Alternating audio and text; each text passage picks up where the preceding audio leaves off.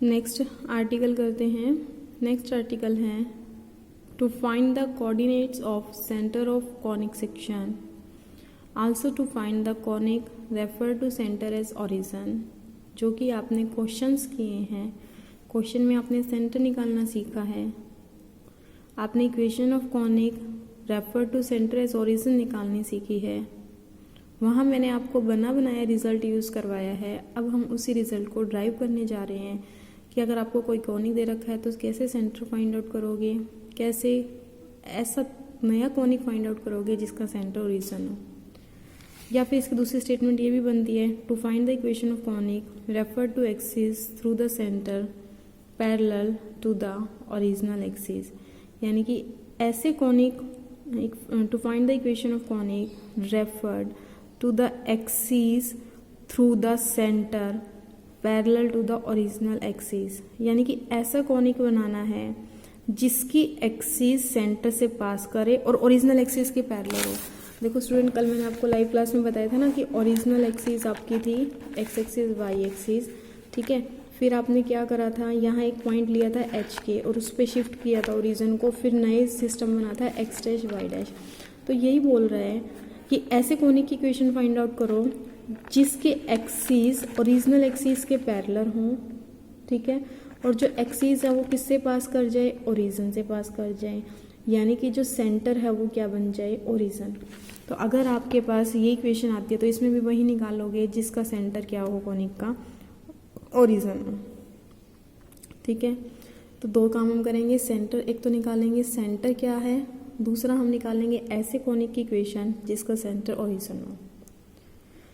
देखो सेंटर निकालने का तरीका आप सीख लेना, बहुत इजी है।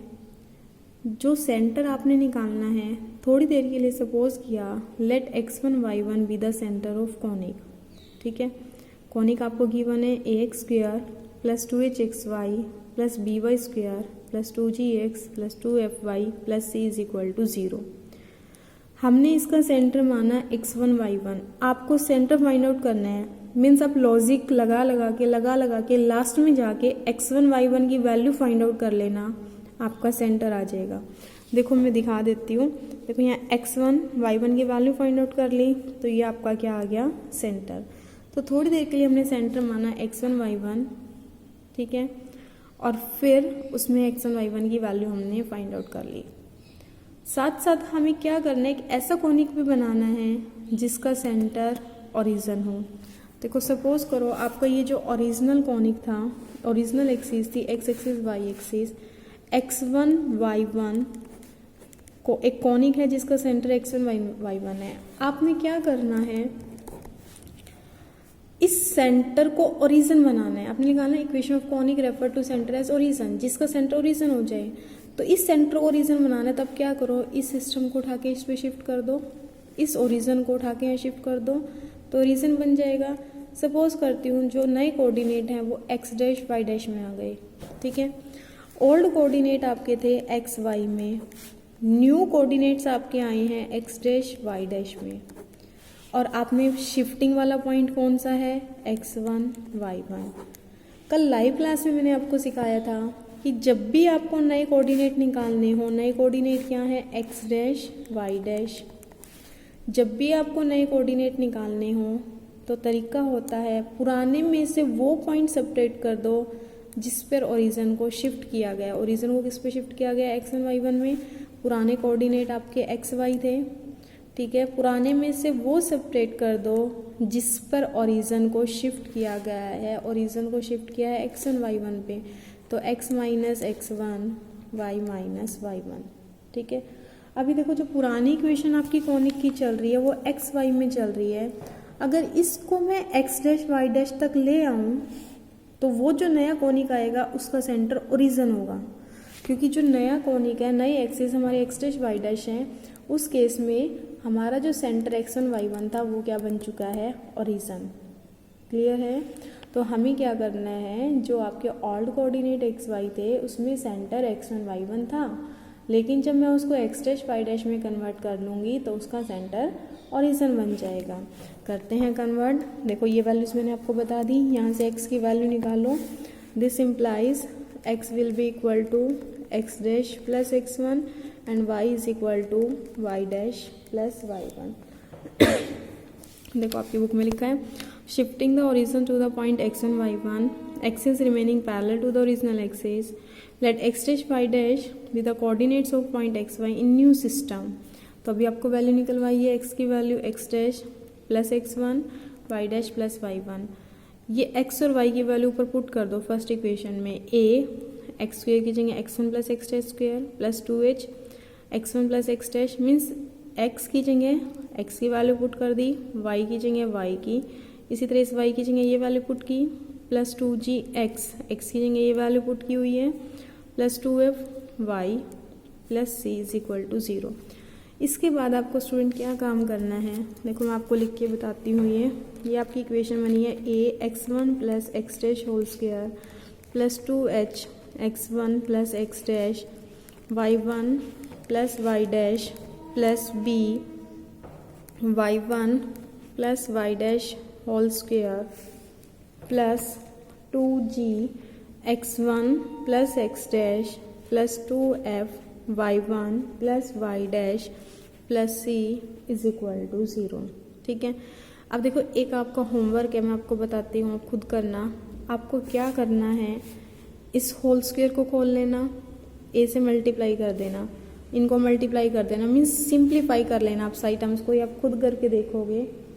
सिंप्लीफाई करना, उसके बाद जैसे आप ये ओरिजिनल इक्वेशन लेते हो एक्स स्क्वेयर की टर्म, फिर एक्स वाई की टर्म, फिर वाई स्क्वेयर की, फिर एक्स की, फिर वाई की, फिर सी की, उसी तरह जिस टर्म में एक्स डैश स्क्वेयर हो वो टाइम इकट्ठी कर लेना और एक्स डैश स्क्वेयर कॉमन ले लेना। ठीक है, फिर जिस टर्म के अंदर आपको 2x डैश वाई डैश दिखे, क्योंकि आपकी टर्म क्या होती है 2xy वाली टर्म होती है, तो जिस टर्म में आपको 2x डैश वाई डैश दिखे उन वाली टर्म्स को इकट्ठी कर लेना और उनमें से 2x dash y dash common ले लेना। नेक्स्ट टर्म लेना y डैश स्क्वेयर वाली जितनी भी टर्म्स हैं उनको इकट्ठा कर लेना और y डैश कॉमन ले लेना। नेक्स्ट टर्म आपकी आएगी 2x डैश, क्योंकि आप लिखते हो 2gx, तो g की वैल्यू तो पता नहीं यहाँ क्या आएगी, x की जगह x डैश आएगा। देखो ये टर्म लिखते हैं ना 2gx, तो g की तो वैल्यू अपने आप निकल के आएगी, जो भी आएगी 2x की जगह x डैश, तो 2x डैश वाली टर्म इकट्ठी करना वो कॉमन ले लेना। सिमिलरली 2y डैश वाली इकट्ठी करना वो कॉमन ले लेना, और बची हुई टर्म्स मीन्स जिसमें ना x हो, x डैश हो, ना y डैश हो, कॉन्स्टेंट टर्म उनको इकट्ठा रखना और इसको इक्वल टू 0 पुट कर देना। ठीक है, ये आपका होमवर्क आप खुद करके देखोगे। मैं आपको यहाँ डायरेक्ट एक शॉर्ट वे में बताती हूँ, जिसको समझ आ जाए बहुत अच्छी बात है, जिसको नहीं समझ आए वो आप खोल के काम करना, खोल के इसको पूरी तरह सोल्व करके करना। मैं डायरेक्ट देखो आपको कैसे बता रही थी, ये तो आप खुद करके देखोगे काम। ठीक है, अब देखो मुझे सबसे पहले टर्म चाहिए एक्स डैश स्क्वेयर की। यहाँ से देखो जब इसको मैं खोलूँगी x1 a प्लस बी का होल स्क्वायर लगाऊंगी, x1 square plus x dash square plus 2x1 x dash, तो एक्स डैश स्क्वायर की एक टर्म आएगी यहाँ से, एक्स डैश स्क्वायर मीन्स देखो यहाँ से टर्म आएगी जब खोलूँगी एक्स डैश स्क्वायर, और बाहर क्या मल्टीप्लाई है a, तो एक तो ये टर्म आएगी और मैंने कहा है, तो आपके पास क्या टर्म बची यहाँ से a एक्स डैश स्क्वायर, और मैंने कहा है कि जिस टर्म में एक्स डैश स्क्वायर आए उसमें से एक्स डैश स्क्वायर कॉमन ले लेना, अंदर क्या टर्म बची a। अब यहाँ से आओ, देखो जब इन ब्रैकेट्स को मल्टीप्लाई करूँगी क्या एक्स डैश स्क्वायर की टर्म आती है, x1 को इससे मल्टीप्लाई करूँगी तब नहीं आएगी, x1 को इससे मल्टीप्लाई किया नहीं आई, एक्स डैश को y1 से मल्टीप्लाई किया नहीं, एक्स डैश को y डैश से मल्टीप्लाई किया नहीं, मुझे सिर्फ वो टर्म लेनी है जिसमें एक्स डैश स्क्वायर आए। क्या यहाँ से एक्स डैश स्क्वायर की टर्म आ सकती है, नहीं आएगी, क्योंकि यहाँ तो एक्स डैश की कोई टर्म ही नहीं है। इसको देखूँ अंदर मल्टीप्लाई करूँ 2gx1 2gx dash, x dash की टर्म तो है लेकिन एक्स डैश स्क्वायर की टर्म नहीं है, ऐसे यहाँ से भी नहीं है ना यहाँ से है, तो एक्स डैश स्क्वायर की एक ही टर्म आई a एक्स डैश स्क्वायर। फिर मैंने कहा था 2x डैश वाई डैश की टर्म जो होंगी उनमें से 2x dash y dash common लेके देखते हैं क्या आएगी। देखो जब इसको खोलूँगी x डैश वाई डैश दोनों मल्टीप्लिकेशन में हों, जब इसको खोलूँगी तो x डैश वाई डैश की कोई टर्म नहीं आएगी, क्योंकि वाई डैश तो यहाँ है ही नहीं। यहाँ देखो जब इसको मल्टीप्लाई किया इससे तो x1 y1 नहीं, x1 y डैश ये भी नहीं चाहिए, x डैश y1 ये भी नहीं चाहिए। इसको इससे मल्टीप्लाई करूँगी तो टर्म आई x डैश y डैश ये चाहिए, और बाहर क्या टर्म है साथ में मल्टीप्लाई 2h, तो टर्म बनेगी 2h x dash y dash.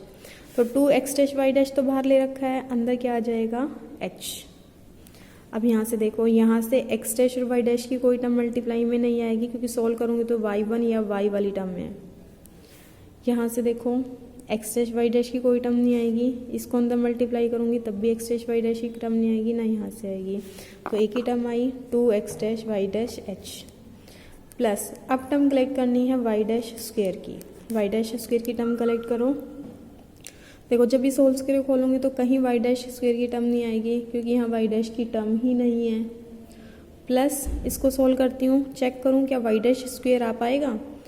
इसको मल्टीप्लाई करो, x1 y1 नहीं, x1 y डैश नहीं चाहिए, x डैश y1 ये भी पॉसिबल नहीं है, x डैश y डैश नहीं, आपको तो चाहिए y डैश स्क्वायर।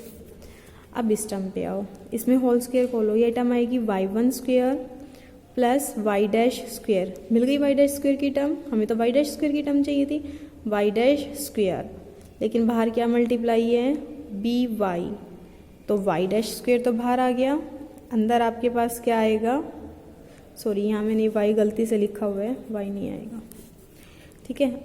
ये आप खोलोगे y डैश स्क्वायर, बाहर क्या मल्टीप्लाई है b, y डैश स्क्वायर तो कॉमन ले रखा, अंदर क्या आएगा b, ठीक है। आगे देखो इनको मल्टीप्लाई करूँगी y डैश स्क्वायर की टर्म नहीं आएगी, इसको अंदर मल्टीप्लाई करूँगी तब भी y डैश स्क्वायर की टर्म नहीं आएगी।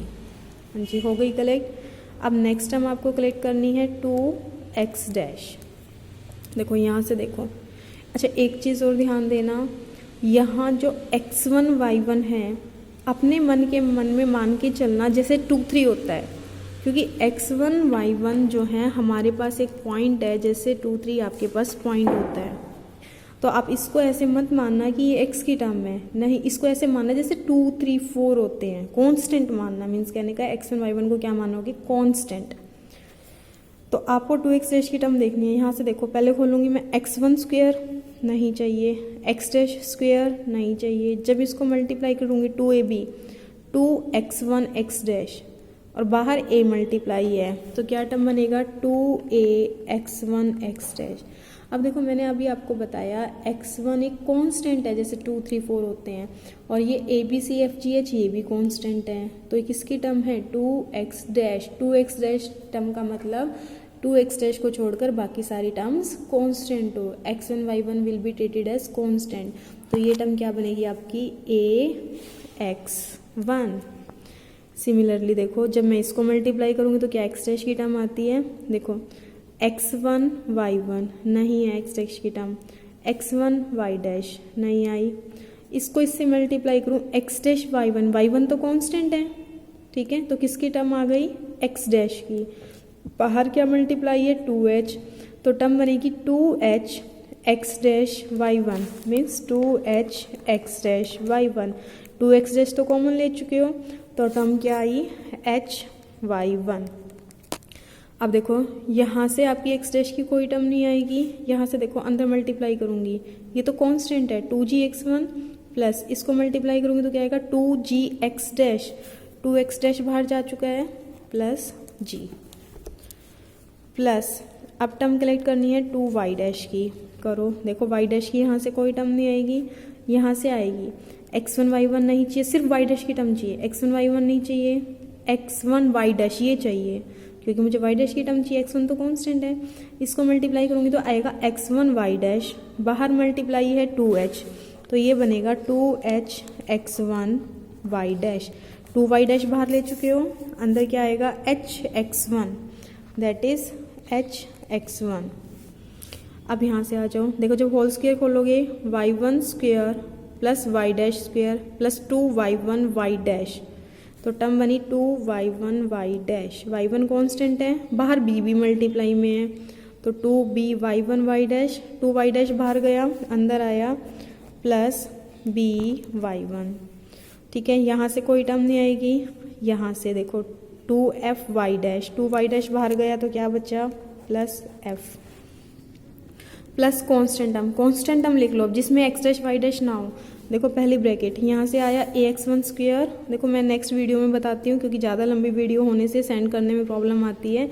मैं अभी लिख देती हूँ लास्ट टर्म क्या आएगी, आपको नेक्स्ट वीडियो में बता दूंगी। ये टर्म है ax1 square plus 2hx1y1 plus by1 square plus 2gx1 plus 2fy1 plus c is equal to 0।